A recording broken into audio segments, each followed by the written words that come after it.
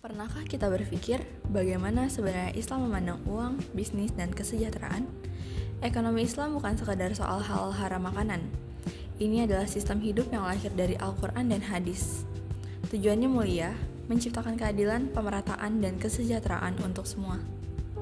Setiap aktivitas ekonomi, produksi, distribusi, hingga konsumsi harus berlandaskan moral Islam.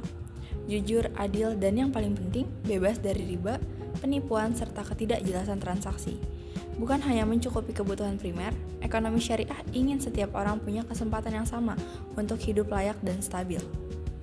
Kelompok kami meyakini perdagangan dalam Islam bukan sekadar mencari untung.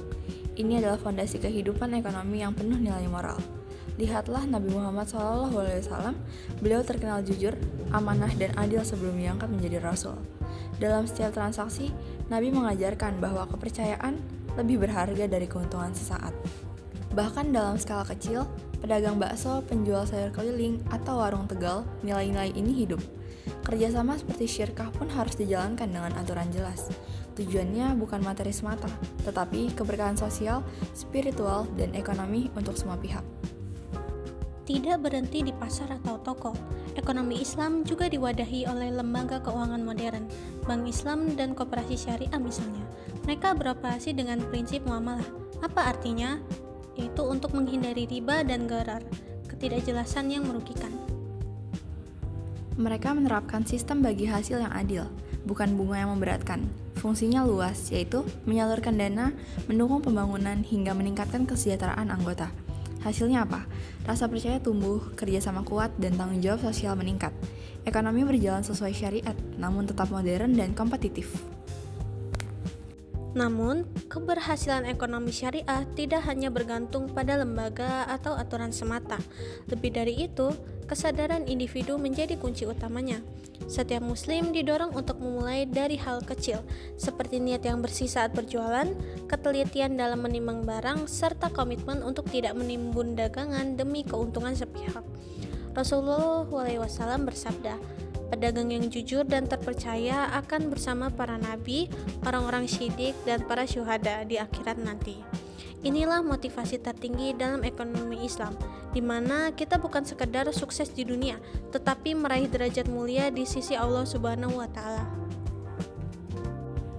Karena itu, mari kita lihat sekeliling, mulai dari warung kecil, toko daring, hingga koperasi di lingkungan kita.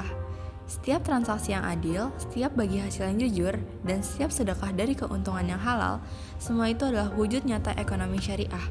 Bukan teori rumit, tetapi praktik harian yang membawa berkah. Lalu, apa tantangannya? Tantangan terbesar justru datang dari gaya hidup modern yang sering mengabaikan etika. Kita tergoda dengan pinjaman berbunga, sistem cepat kaya tanpa kerja keras, ataupun transaksi online yang syarat penipuan. Disinilah ekonomi syariah hadir sebagai solusi, bukan pembatas. Ia membebaskan kita dari jerat riba dan ketidakjelasan, sekaligus membuka pintu rezeki yang halal lagi thayyib.